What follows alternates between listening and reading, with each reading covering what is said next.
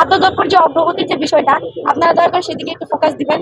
কারণ হচ্ছে আপনারা জানেন যে বাংলাদেশের যে মানুষ আছে তার মধ্যে ম্যাক্সিমাম হচ্ছে নিম্ন মধ্যবিত্ত ফ্যামিলি।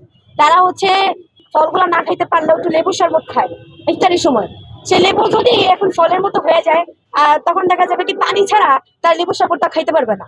এই যে লেবু একটা ফল, তারপর লেবু আসলে সংসদে শপথ করছে আপনাদের সাথে, সে হচ্ছে 100 টাকা হালির নিচে আসবে না। এখন আপনারা এই রমজান মাসটা যেন বাংলাদেশে এই ট্যাগটা যেন উঠে যায়, আদার্স দেশে যে রমজান মাসটা আসে সেটা হচ্ছে রোজা পালন করার জন্য। আমাদের দেশে রমজান মাসটা আসে হচ্ছে ব্যবসায়ীদের জন্য, কাপড় ব্যবসায়ীদের জন্য। তাদের যে একটা মানে দাম দাম শুনে মনে হয় কি যে যে মনে হয় যে বাংলাদেশ এই ঢাকার যে মানে আমি যেটা দেখতেছি রিসেন্ট হচ্ছে খাবারের যে কাপড়ের যে দাম বাকি 11 মাসে এত দাম হয় না, রমজান মাসে যে দামটা হয়।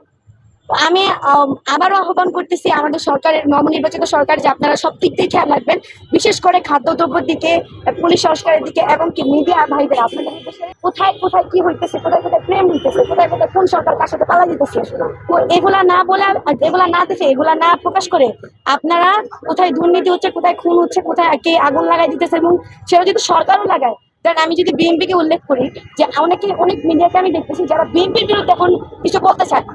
আপনাদের ভয়টা কিসে যে আপনাদেরকে এসে বিএনপি এ করবে? আপনারা সেটা প্রকাশ করবেন। বিএনপি আমাকে হুমকি দিচ্ছে আপনাদের, আপনারা সেটা প্রকাশ করবেন। আপনাদের যদি কেউ সঠিক নিউজ প্রকাশের জন্য তো হুমকি দেয়, আপনারা সেটা প্রকাশ করবেন। জানি একটা আমরা একটা সঠিক নিউজ প্রকাশ করতে যাচ্ছি এবং কি সেটার জন্য আমাকে হুমকি দিতে হচ্ছে। তাদের এটা যদি আপনারা আমাদেরকে জানান, আমরা আপনাদেরকে সহযোগিতার চেষ্টা করবো।